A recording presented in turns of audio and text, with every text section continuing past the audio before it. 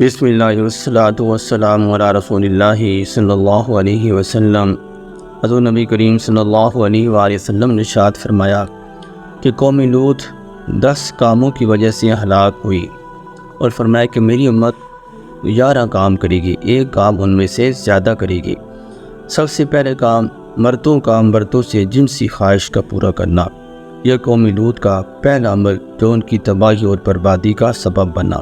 Number 2، غلیل مارنا، غلیل پرندوں کو مارنا یا اسی طرح غلیل میں پتھر ڈال کر انسانوں کو مارنا۔ اور نمبر 3، کنکر مارنے، مسافروں کو یا گلی بازاروں میں سے جو لوگ گزر رہے ہو ان کو پیچھے سے مارنا، تو جب وہ پیچھے سے مڑ کر دیکھتے تو ادھر ادھر خیال کرنا کہ میں نے نہیں مارا بلکہ کسی اور نے مارا ہے۔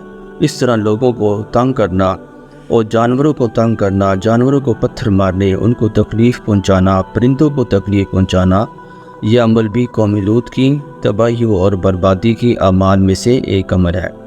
اور اسی طرح نمبر 4، کبوتر بازی، کبوتر رکھنے، کبوتروں کا مقابلے کرانے آپس میں، کبوتروں کا شوق۔ نمبر 5، دف بجانا، ڈھول ڈھمکے، میوزک کی تمام چیزیں اس کے اندر شامل ہیں۔ نمبر 6، شراب پینا، شراب کی محفلیں اٹینڈ کرنا، شراب نوشی، یہ تمام چیزیں اس کے اندر داخل ہیں۔ نمبر 7، داڑھی کاٹنا، یہ عمل سب سے پہلے قوم لوط نے شروع کیا تھا، اور یہ ایک ایسا گناہ ہے کہ جو بننے کے بعد قبر میں بھی یہ گناہ جاری اور ساری رہتا ہے۔ جس طرح کہ صدقہ جاریہ کے نیک اعمال ہوتے ہیں، اسی طرح یہ گناہ بھی ایسا ہے، قبر میں جائیں گے تو یہ گناہ بھی جاری ساری رہے گا۔ اور اسی طرح نمبر 8، مونچھیں لمبی رکھنا، یہ عمل بھی قوم لوط کے اعمال میں سے ایک عمل ہے کہ مونچھیں منہ کے اندر پڑ رہی ہوں، آپ کھانے پینے کی کوئی بھی چیز کھائیں تو مونچھیں اس کے اندر لگتی ہیں تو وہ چیز مکروہ ہو جاتی ہے۔ اسی طرح سیٹی اور تالیاں بجانا، کہ لوگ گزر رہے ہوں ان کے پیچھے سے سیٹی مارنی، کہ وہ لوگ جب پیچھے سے مڑ کر دیکھتے ہیں تو یہ محسوس کرنا کہ یہ کسی اور بیماری ہے، میں نے آپ کو تنگ نہیں کیا۔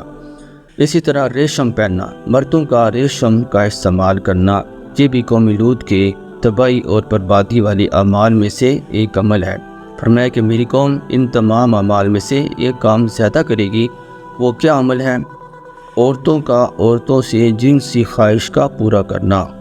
یہ عمل بھی آج کل ہو رہا ہے۔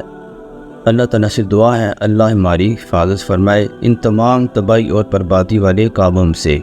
اللہم احفظنا، آمین آمین۔